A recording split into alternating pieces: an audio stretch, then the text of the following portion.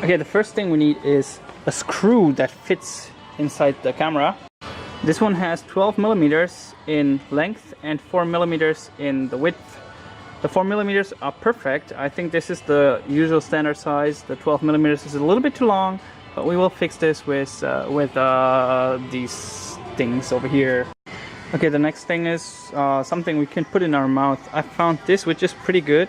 So we connect it with the screw like that, and my camera is actually just this width that you can see here. So if I put this under my camera, it doesn't even move. So I already have it fixed. Okay, I changed my opinion to this a little bit longer thing here. Actually, this will stand out in front of the camera, but it's not seen in the picture. I've checked that, that's okay. And with that, if I use that, this is already a good length for putting in the mouth. I just need more width now, so I just put a plate on top. Here we go. I found this nice piece here, which is pretty much the size of the holes of these holes. We have this in various thicknesses depending on how big your mouth is. I'm planning to wrap some tape around that, so I choose a rather small one. It was actually in the section with the, I don't know how you call that. Actually, I have no clue what this is for. It is called a plastic rabble if you translate that directly. As you can see in this picture, the screw is moving a little bit, so it's a little bit too thin, but the problem is that the holes of the plastic thing are a little bit bigger than the holes of the metal thing.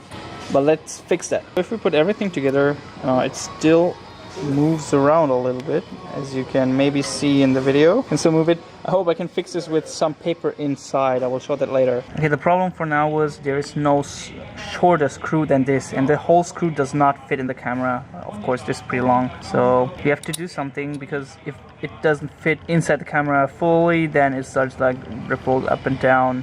Or what I would do is, I want this thing to touch the camera, so I put this other thing on top of that, put that inside, put the screw inside the camera, and then just adjust the length of the screw here by just moving this up and down, and this works pretty well. Okay, back at home, this is actually the ready-made thing.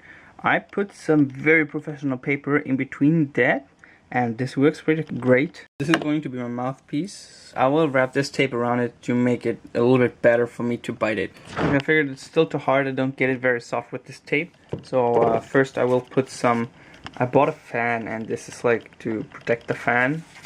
And I just put it in small pieces, and just, it's pretty good. This is the next stage. The screws are still screwing up my teeth when I take it out of the mouth. Okay, this got pretty thick now, but it kind of still, I think it works good. I think it works good. Okay, now we're finished. This is really pretty big, so it's hard putting in my mouth, but the opposite is that it's pretty soft now. So the screws are still outstanding here and there, but this is handleable through all the paper I put inside. Okay, let's check that.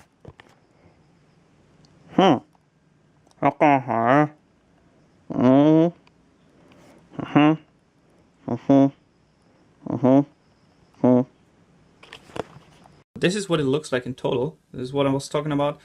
It sticks a little bit out on this side, but you don't see it in the video, fortunately, because the camera is actually not made for that, right? So okay, back after a first try.